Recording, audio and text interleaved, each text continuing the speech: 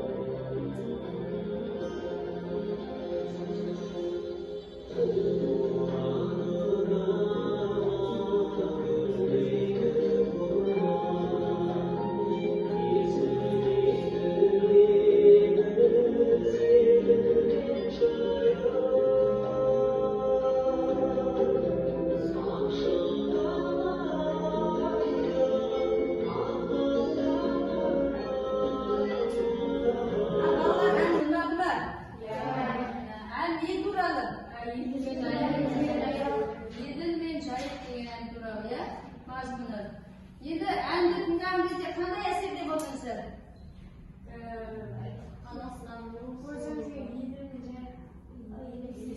Елестеді, өте керемет, жақсы. Мына жерде экранға бізде көрдік, бұл жайық өзенінің суреті. Енді мына жерде қасындағы композитор, жаңа айттым, Еділ мен жайық әнінің композиторы Илья Шақанов деген ағамыз. Енді осы Еділ мен жайық әнін бізде пәленше тыңдап тұрған жоқпыз. Бүгінгі сұрағымызға қандай қатысы бар? Бүгінгі сұрағымызға Еділ мен жайық. Жалпы Еділ мен жайық деген не өзен? Өзен. Ендеше біздің бүгінгі сұрағымыз Қазақстанның жаза-ойы тәптелерімізді ашып. Қандай өзен көлдері? Мансұр, қандай өзен көлдері білесің? Жақсы. Сырдария, Іле, Шу. Бүгінгі сұрағымыздың оқу мақсатымен таныс болайық. Оқылым мақсатымыз мәтіннен негізгі және қосымша детальді ақпаратты анықтау, түсіндіру және әдеби тілдік норма, сөйлемдегі есімдіктердің қызметін түсіну, есімдікті зат есім сіңесінің орнына қолдану деген мақсат. Бағалау критерийі мәтіннен негізгі және қосымша детальді ақпараттарды анықтайды, түсіндіреді, оқылым мәтіндегі есімдіктерді талдайды, мағына түрлерін анықтайды. Яғни осы екі мақсатпен жұмыс жасаймыз. Қазақстанда қандай өзен көлдер бар екен сіздер білесіздер, жаңа айттыңыздар бірқатар өзен көлдерді. Жалпы өзен дегеніміз не, көл дегеніміз не? Міне осының айырмасын біліп алып отырайық. Оқиғыш Мәдина. Өзен табиғат су ағындары, олар өздері салып алған арнаулар бойынша бағады және басқа су арналарына қосылып отырады. Өзендер көптеген тірі ағзаның тіршілік ететін ортасы. Яғни өзендер деген ол үнемі ағып отырады екен, ағыста болады. Ал көлдерді перизат оқи ғой. Көлдер жер қабағындағы сулар туған аймақтар. Көл су баяу шіршиді және мүлдем жылжымайды. Көлдер жауын-шашын кезінде өрнеуіне дейін толатын, ал қуаңшылық кезде кеуіп қалатын уақытша су қоймасы. Жақсы, отыра ғой. Яғни өзендер үнемі ағып отыратын болса, ал көлдер ақпайды, баяу жылжиды, тіпті мүлде ақпайды. Ол жаңа жаңбырдың суымен, қардың суымен болады, бірақ кейіннен ол не істеп кетеді дейді? Құрғап кетеді екен, құрғап кетеді. Уақытша су қоймасы деп айтуға болады көлдерді. Бұл мақсатымен таныс болайық. Жаңа таныстырдым ғой, негізгі қосымша детальді ақпаратты анықтау деген. Ол мақсатпен бұдан бұрында біздер сабақ өткізіп жүрміз, білеміз. Жалпы тағы да қосымша айтып кетейін. Жалпы мәтіндегі сипатталатын ақпарат бірнеше бөліктен тұрады. Негізгі ақпарат, қосымша ақпарат және детальді ақпарат деп үш негізгі бөліктен тұрады. Мәтіндегі негізгі ақпаратта мәтіннің негізгі идеясы, яғни негізгі ойы жатыр. Сол мәтінде не айтқысы келіп тұр? Сол негізгі ақпарат болады. Енді мәтіндегі қосымша ақпараттар, мәтінге қосымша берілген иллюстрациялар, кестелер, негізгі ойды қолдауға бағытталған цитаталар, ойды дәлелдеуге негізделген мысалдар жатыр. Енді келесі детальді ақпарат, мәтіндегі негізгі ақпаратты дәлелдейді. Фактілер, мысалдар, жылдар, пайыздық көрсеткіштер немесе дәйек сөздер жатады. Енді келесі біздің оқылым тапсырмасы оқулықтарындағы 123-ші беттегі 5-ші тапсырмаға назар аударыңыздар. Оқулықтарыңызды аша қойыңыздар. 5-ші оқулықтың 123-ші беті ашық бар. 5-ші тапсырма мұқият оқып шығамыз. Әркім өзі бір 2-3 минуттай уақыт беремін. Әркім өзі кітапты қолына алып, мәтінді оқып танысып шықсын. Содан кейін төменде берілген сұрақтарға жауап береміз. Әркім өзі. Бұл мәтін оқып болса, мына берілген экранда берілген сұрақтарға жауап берейік. Бірінші сұрақ, ертіс өзені қай көлге құяды және Қазақстанның қай жерлерімен ағып өтеді? Кім айтады? Басқа кім айтады? Ердар айта ғой.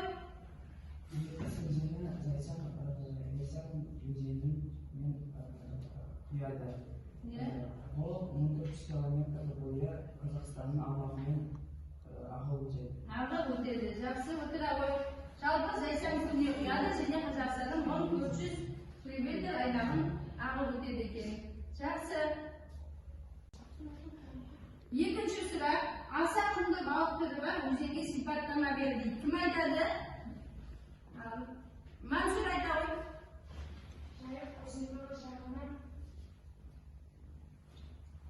Екінші.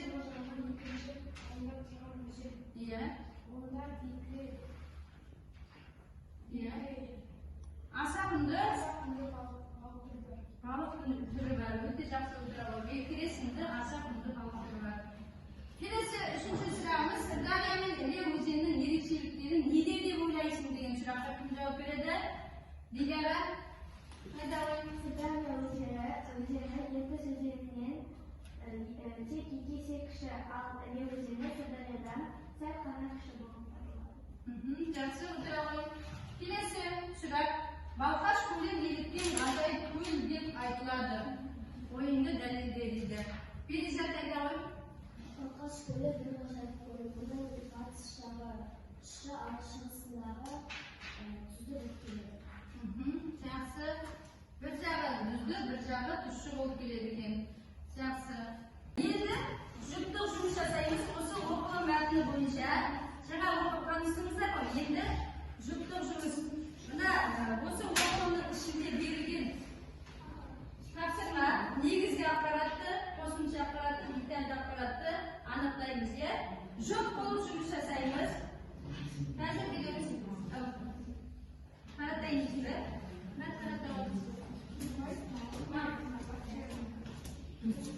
Орта болып баралы? Жақсы, онда тақтаға бір жұп тақтаға келе қойсын. Кім сымбат келе қой? Мына жерде 3 түрлі болып келді ғой. Бірінші, қай өзен туралы? Бірінші, Ертіс өзені туралы, екінші, Жайық өзені туралы, үшінші, Балқаш көлі туралы. Қайсысы сенде осы тапсырмалардың? Сәйкестендірдің. Ал сәйкестендіре ғой.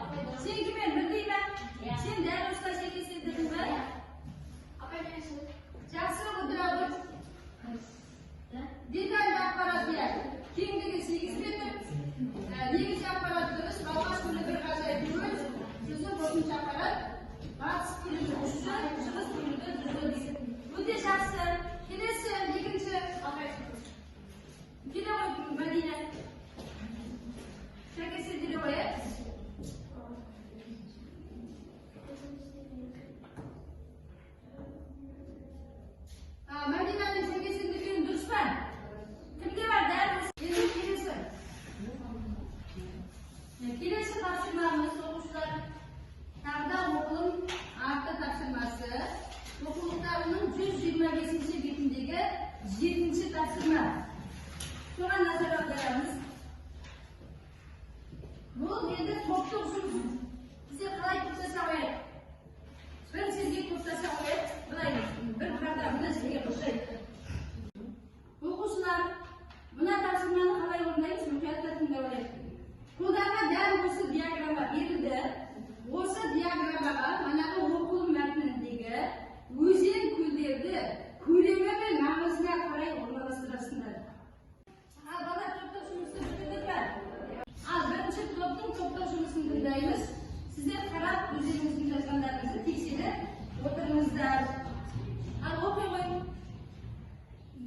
Birinchi o'rinda turgan qanday?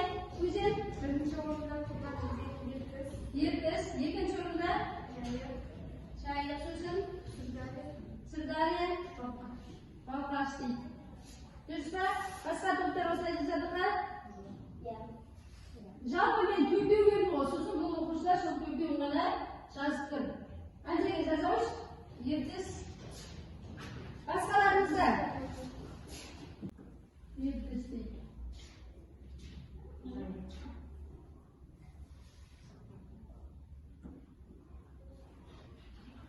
Шайық.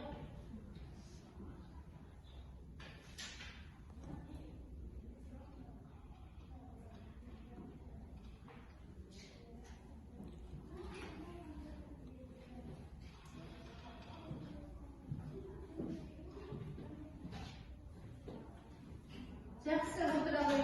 Келесі екінші топ. Сіздер қалай жасадыңыздар? Дұрыс. Біздің тапсырмамыз тілдік бағдарға берілген. Бізде осыған дейін есімдіктерді өттік, иә? Есімдіктер, есімдіктің мағыналық түрлері. Кім айтады? Есімдіктер дегеніміз не? Есімдіктер айта ғой Динара.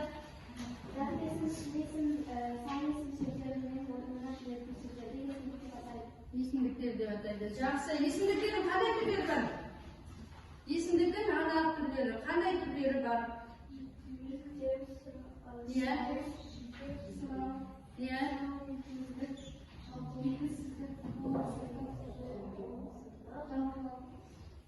Иә. Дауысыңызды шығармайды. Жіктеу есімдігі, сосын сілтеу есімдігі, сосын сұрау есімдігі, өздік, белгісіздік, болымсыздық, жалпылау есімдігі деген түрлері бар есімдіктердің.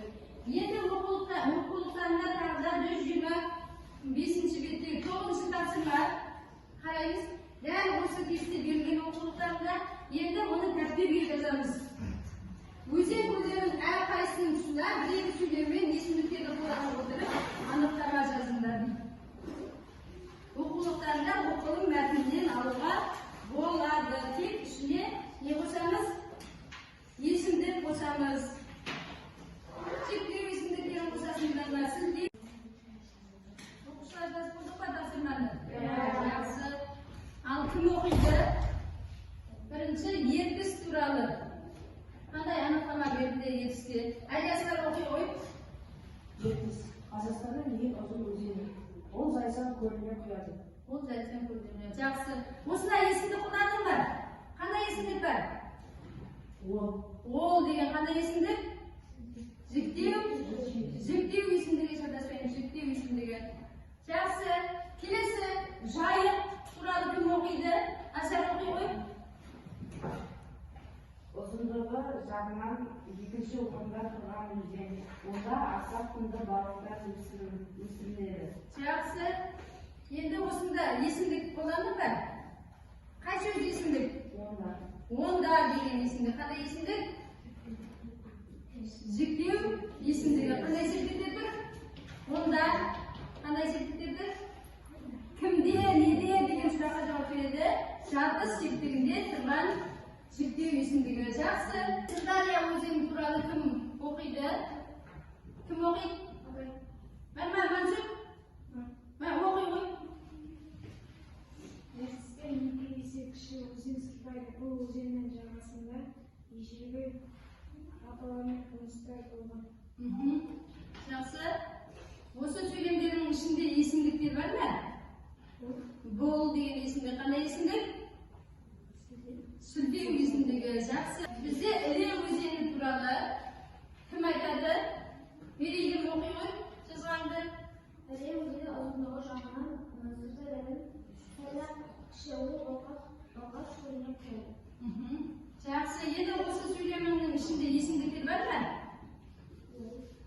қандай есімдік? Жіктеу есімдігі жақсы. Отыра ғой. Келесі бізде Балқаш көлі туралы кім оқиды? Балқаш туралы Аружан оқи ғой. Балқаш бір ғажайып көл. Оның батыс бөлігі тіршілік, шығысындағы бөлігі шөлді судан тұрады. Жақсы. Ал енді осы сөйлеменің ішінде есімдіктер бар ма? Қандай? Оның қандай есімдік? Оның деген қандай есімдік? Жіктеу есімдігі қай септік еді? Ілік септігін. Оқушылар, осымен бүгінгі сабағымыз аяқталды. Сау болыңыздар. Үй тапсырмасын мұқиятта орындайсыздар.